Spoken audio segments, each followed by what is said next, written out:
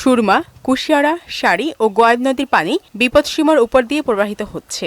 বাড়ছে অন্যান্য নদ নদীর পানিও। জেলার ৭ উপজেলায় পানিবন্দী প্রায় ৫ লাখ মানুষ।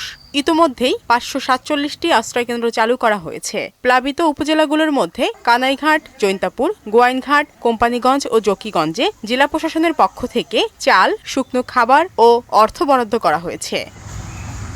ওয়ালটন ফ্রিজ কিনে অনেকের মতো আপনিও হয়ে যেতে পারেন মিলেনিয়াল। সেরা পণ্যের সেরা অফার। এছাড়া বন্যা পরিস্থিতি মোকাবিলায় সিলেট জেলা দুর্যোগ ব্যবস্থাপনা কমিটির সভা অনুষ্ঠিত হয়েছে।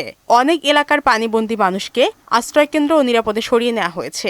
2 দিনে পানি অনেকটা বেড়ে গেছে। 30-40টার মতো বাসা ডুবিয়ে গেছে, অনেক মানুষের ক্ষয়ক্ষতি হয়েছে। হঠাৎ পানি বেড়ে গেছে, বের কারণে কর্মচারী যারা এরা তো আসতে পারেই নাই, ওদের ওই জায়গায় পানি। পর্যটকদের নিরাপত্তায় স্থানীয় প্রশাসনের পক্ষ থেকে সিলেটের সব পর্যটন কেন্দ্র বন্ধ ঘোষণা করা হয়েছে।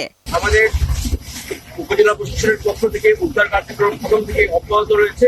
আমরা জাফলং যে টুরিস্ট স্পট রয়েছে সেটি বর্তমানে বন্ধ আছে। সেখানে যে টুরিস্ট নৌকাগুলো আছে সেই নৌকাগুলো প্রায় 1.5 শতাধিক নৌকা আমরা এই উদ্ধার কার্যে ব্যবহার করছি।